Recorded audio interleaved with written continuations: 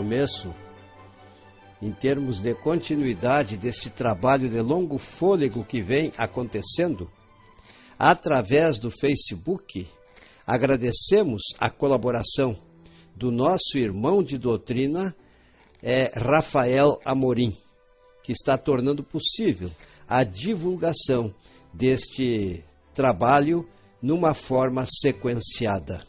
Mas antes de começarmos as considerações de hoje, nós suplicamos a ajuda da Divina Providência, dos bons espíritos, que nos auxiliem para que nós consigamos ser bem-sucedidos na exposição dos fatos e que possamos ter bastante clareza tão necessária para que aconteça de modo eficaz o nosso aprendizado. Obrigado, Jesus, e em teu nome então começamos e que assim seja. Nós vamos hoje falar, meus irmãos, configurando antes a lembrança de que o planeta Terra, nos primórdios dos tempos, ele era uma bola incandescente de fogo e que sofreu um processo de resfriamento. Neste resfriamento, que nada mais foi do que o desprendimento do calor da superfície da Terra em chamas para o espaço, foi preciso que acontecesse o transcurso de 4,5 até 5 milhões de anos aproximadamente, para que esta Terra chegasse a ter a temperatura de 1.500 graus. Nesta temperatura, então, já começou a Terra, que era uma bola imensa, líquida, a ter a primeira solidificação da crosta terrestre. Só que levou muito tempo para que ela adquirisse a solidez. No entanto, quando a Terra já estava resfriada a 750 graus, vejam só, a superfície do planeta já apresentava uma espessura de 9.650 metros.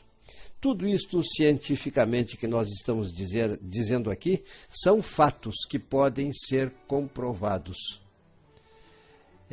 Deixando de lado as análises que já foram feitas antes, é preciso que digamos que para refrescar a nossa memória, e se tomarmos o caminho que foi exposto na gravação número 6, sabemos que a Terra sofreu, portanto, como disse, esse resfriamento. A espessura já era de 9.650 metros. Então, preciso é que lembremos que aconteceram precipitações de chuva durante 60 mil anos consecutivos, até que a Terra, um bloco único, que emergia das águas chamadas Pantalassas, o Oceano Primitivo, e o bloco único que chamava-se Pangeia, houvesse atingido então as condições necessárias para o surgimento da vida. Também é preciso que digamos que a atmosfera que envolvia o planeta não era a atmosfera de hoje. Não tinham condições na superfície da Terra para aparecer a vida, dada a inexistência do oxigênio e de outros componentes gasosos tão necessários para que os seres vivos possam ali viver e possam ter também a formação dos meios na sua vida para se alimentarem, para crescerem, para se reproduzirem, para completarem, enfim, o seu ciclo evolutivo. A atmosfera primitiva do planeta era constituída por hidrogênio, por metano, por amônia e por vapor d'água. Nós vamos fechar provisoriamente este enfoque e vamos ter que abrir um parêntese, dizendo que Kardec editou a Gênese no ano de 1868, quando ainda existiam nomes famosos que serviam para os opositores da trajetória evolutiva da sociedade, eram respeitados.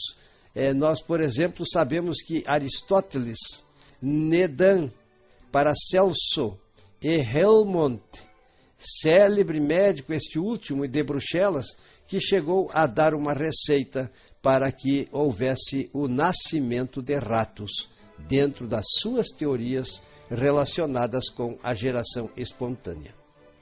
Orientado pela espiritualidade, Kardec foi muito hábil ao expressar a origem das espécies, dizendo que as mesmas apareceram quando condições favoráveis surgiram no planeta. E isso é uma grande verdade, acontecida e orientada pelos co-criadores do nosso Pai que é Deus. Os mecanicistas, os materialistas, os positivistas, se não concordarem que tratem de provar que há efeito sem causa, percorrendo também a metodologia científica, que procurem gerar a vida em laboratório, por exemplo, uma célula-tronco, ou mesmo um protozoário ou uma bactéria que apresenta, embora não tenhamos ideia, uma constituição bioquímica complexa e capaz de sobreviver sozinha, tendo seus mecanismos de sobrevivência garantido quando tratam-se de bactérias que estão num ambiente nutritivo inóspito, no qual entram, por exemplo, em estado de vida latente. Então, nos dias atuais, dentro de bases rigorosamente científicas, nós desenvolvemos estas considerações. Na época em que o codificador da doutrina, orientado pela espiritualidade, redigiu a Gênese segundo o Espiritismo, ele sabia dos experimentos de Pasteur, de Francisco Redi, de Spallanzani, e que Redi, nos seus estudos, deixou até mesmo escrito umas observações que nós consideramos de importância e por esse motivo nós até vamos transcrever nesta exposição. Ou seja, Redi disse assim: eu me sentia disposto a crer que a terra, desde as primeiras plantas e os primeiros animais que produziu, nos primeiros dias do mundo, sob comando do co-criador, soberano e todo-poderoso, jamais produziu por ela mesma nem erva, nem árvores, nem animal perfeito ou imperfeito, e que tudo isto que nos tempos passados nasceu e o que agora nasce, nela ou dela provém a verdadeira e real semente das plantas ou dos animais, que por meio do seu próprio esperma conservam a sua espécie. Percebo, ele quis deixar bem claro, assim como também Pasteur, que um ser vivo somente poderá se originar de outro ser vivo pré-existente.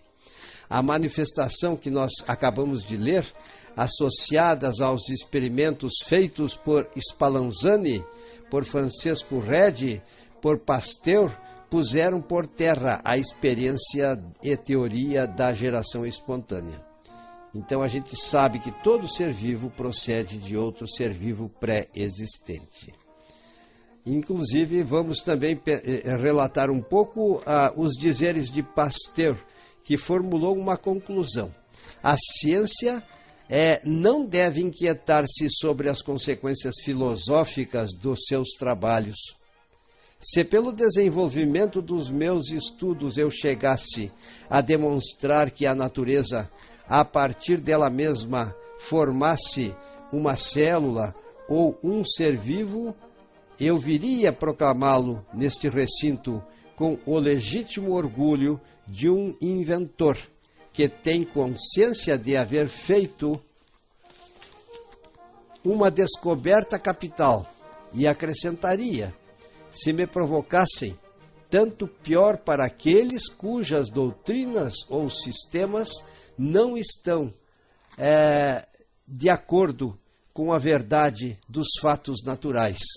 E com o mesmo orgulho que vos disse há pouco, desafiando meus adversários a contradizer-me, no estado atual da ciência, a doutrina das gerações espontâneas é uma quimera, é uma coisa que não existe.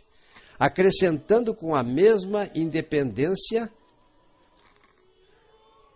tanto pior para eles, cujas ideias filosóficas ou politeístas, ou políticas, melhor dizendo, cujas ideias filosóficas ou políticas são incomodados por meus estudos. É claro que Pasteur estava se manifestando contra seus contraventores, porque os cientistas sempre têm aqueles que combatem muitas vezes as verdades novas que vão sendo descobertas através de experimentações, como foi o caso destes pesquisadores que nós acabamos de mencionar.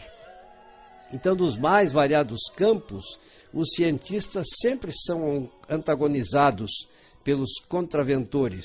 As humanidades se acham repletas dessas ocorrências. Até mesmo existem aqueles que pagaram com a própria vida na defesa das suas ideias.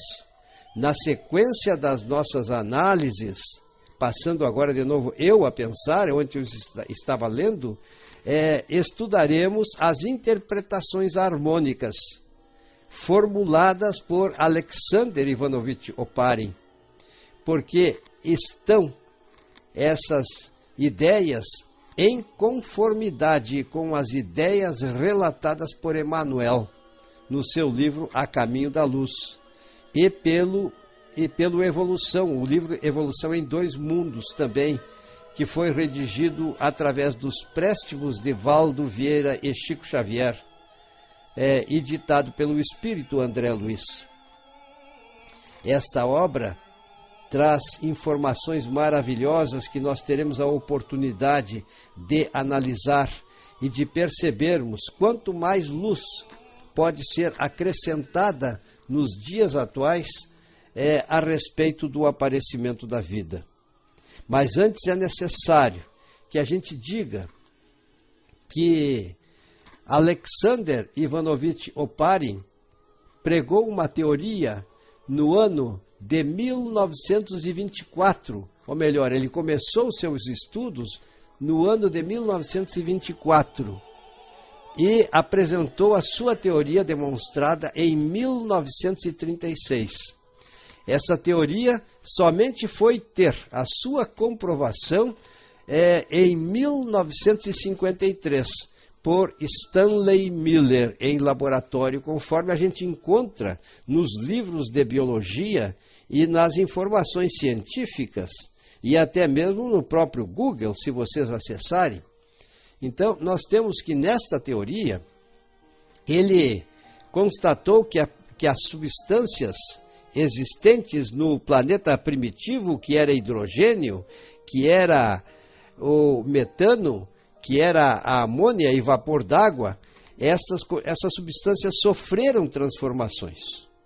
Vocês devem estar lembrados que a gente falou que durante 60 mil anos aconteceu a precipitação de água no planeta e que no transcurso destas precipitações foram ocorrendo muitos relâmpagos, muitas trovoadas, muitas radiações ultravioleta, muitas centelhas elétricas, e que esses eventos de natureza física, esses fenômenos físicos, eles foram gradativamente provocando nestes componentes que formavam a atmosfera primitiva as condições que favoreceram a formação de substâncias orgânicas. Porque percebam, é necessário que antes possa aparecer a vida, que a partir das substâncias inorgânicas ocorra a formação das substâncias orgânicas, que são as principais substâncias que entram na constituição do organismo dos seres vivos. E a demonstração foi feita por Stanley Miller em 1953 a respeito destas verdades. Ou seja, realmente, Alexander Oparin estava certo na sua teoria, e a demonstração em forma de tese para reforçar esta teoria foi feita em laboratório, eu diria recentemente, porque 1953 não é tão distante dos dias presentes. Agora, prosseguindo, porque nós temos um propósito nessas análises de dizer para vocês, prezados irmãos, que Emmanuel ditou, falando da doutrina espírita, ditou através de Chico Xavier, se não me engano, no ano de 1938, se não me engano, o livro A Caminho da Luz.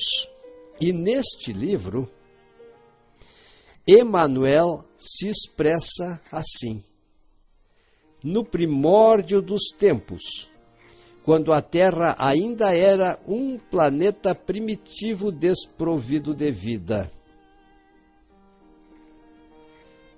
Cristo, junto com espíritos siderais, visitaram o planeta Terra e estabeleceram as balizas diretrizes para o surgimento da vida e para que acontecesse, é claro, agora o parênteses é meu, a evolução da vida no planeta Terra. E assim, nestes termos, criou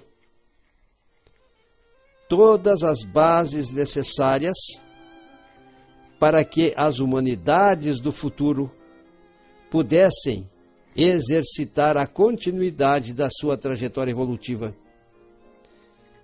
neste planeta. E tendo dito isso, Emmanuel ainda prossegue pensando. Eu estou tentando reproduzir os pensamentos de Emmanuel.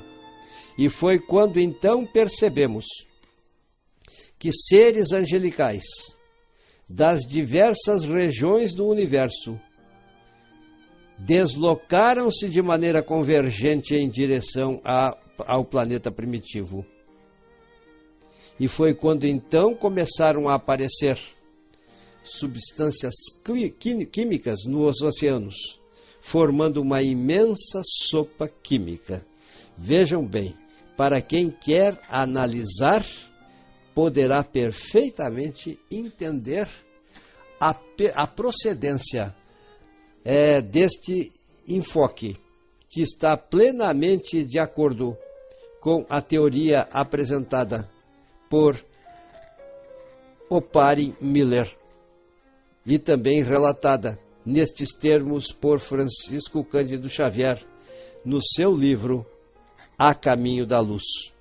Percebam, meus irmãos, que realmente não há efeito sem causa, e quando esses eventos de natureza física e de natureza química se processaram na superfície do planeta, os co-criadores do Pai, com seu poder pensante, exerceram a influência imprescindível para que estes componentes inorgânicos tornassem-se substâncias orgânicas, uma verdadeira sopa nutritiva. E nós sabemos, meus irmãos, que precisamos fazer mais um parênteses. Está provado que o pensamento dos espíritos encarnados exerce influência sobre a matéria. Se nós, na nossa pequenez, conseguimos provar a influência dos nossos pensamentos sobre a matéria, quando atingimos um certo grau de virtude desenvolvida em nossa forma pensante, o que não iremos pensar dos co-criadores do Pai, espíritos angelicais poderosos, que têm o poder de exercer a influência e de comandar também a harmonia que constatamos que existe na manifestação de todo o nosso universo físico e também no nosso universo espiritual. Então, este é um fato. E o outro fato é que no livro Evolução em Dois Mundos, nós temos que Chico Xavier, através dos préstimos mediúnicos de Valdo Vieira e Francisco Cândido Xavier, foi redigido.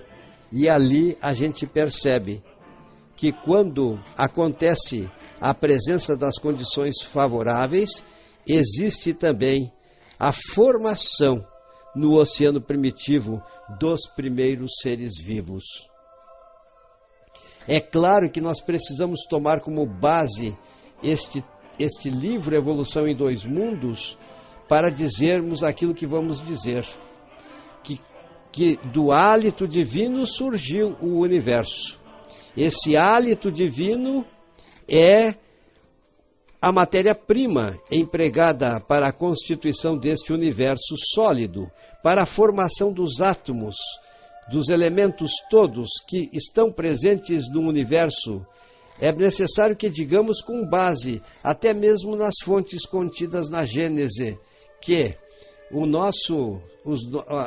os componentes que existem na nossa Terra, eles são frutos também da combinação, ou melhor, da formação dos átomos, da constituição das moléculas, e pela combinação destas substâncias aparecem, ou melhor, desses elementos, aparecem as substâncias que estão constituídas na nossa Terra. Inclusive na Gênese, por exemplo, a gente sabe que o ar é um gás formado por oxigênio, por nitrogênio, por gás carbônico na atualidade e também por hidrogênio. Se tomarmos o hidrogênio e o oxigênio, a combinação de um átomo de oxigênio com 2 de hidrogênio vai permitir a formação de um líquido, uma substância nova. Então isso é a demonstração das nossas palavras que estamos tentando configurar através dessa exposição, em que as substâncias simples ou os elementos criados por Deus a partir do fluido cósmico universal, eles combinam-se e formam as substâncias existentes na nossa Terra. Então, dentro desta dinâmica, os compostos inorgânicos e os compostos orgânicos foram criados.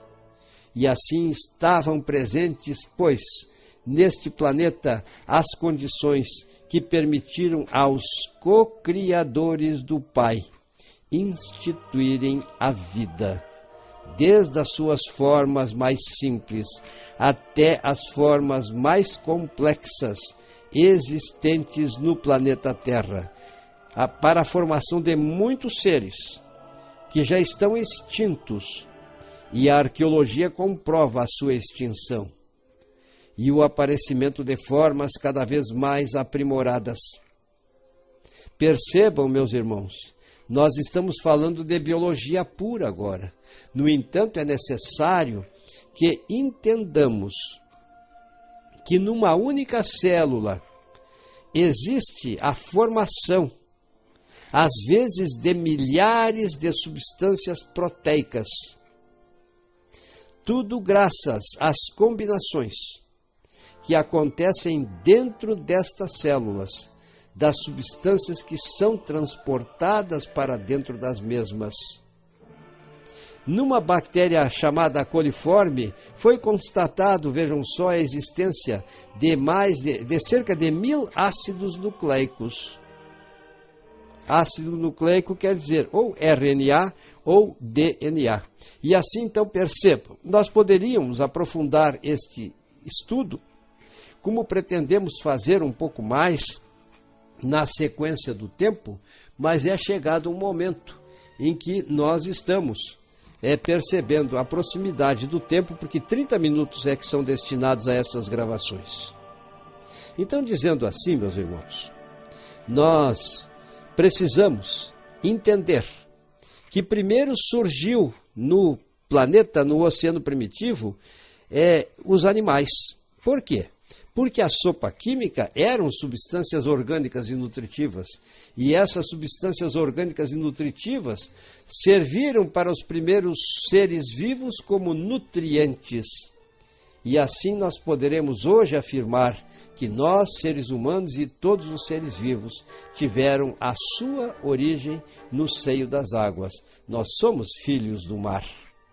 Até se fôssemos analisar, se considerássemos a composição da água no oceano primitivo, nós iríamos perceber na composição desta água a semelhança que ela possui com o plasma existente e com a linfa existente no organismo dos demais seres vivos, constituídos por sangue, como nós e como os outros seres vivos existentes na natureza. E assim nós vamos aumentando uma coletânea de comprovações desses fatos que demonstram que nós somos filhos da água. Agora vocês poderiam perguntar, mas como se pode provar se a gente não tem ao nosso alcance a água dos oceanos primitivos? Nós temos sim.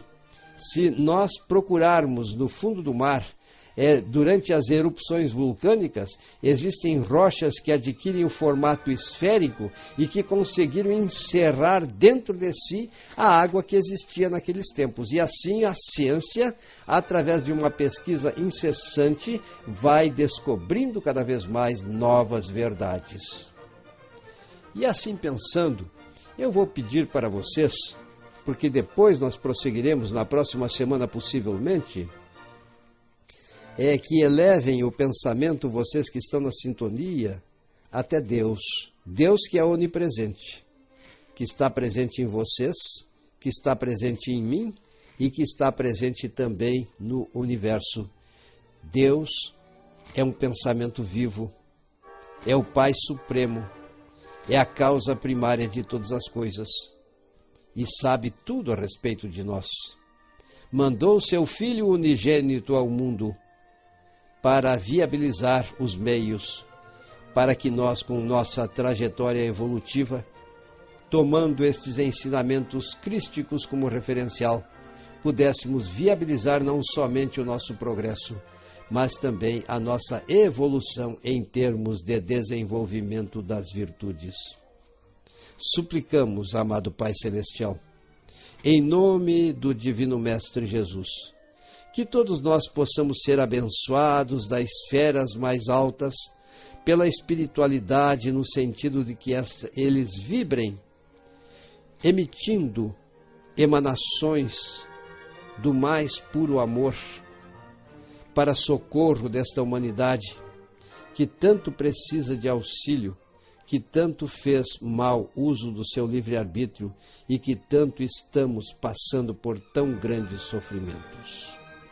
Ajudai-nos, Pai Celestial, para que possamos compreender cada vez mais a Tua obra e consigamos assim, neste processo objetivado pelos membros da rede virtual, divulgar estes ensinamentos com todas as suas características que perfazem a doutrina que Cristo, o Consolador, prometeu para todos nós. Afinal de contas, ele mandou o Consolador, ele prometeu que o Pai iria enviar para nós um outro Consolador. O Consolador prometido, que nos iria fazer recordar seus ensinamentos. Este é um dos grandes propósitos da doutrina espírita, mas também iria nos ensinar muitas outras coisas. E se assim se expressou, é porque não estávamos preparados para captarmos estes ensinamentos com toda a sua luz, o seu conteúdo claro, como hoje nos é possível.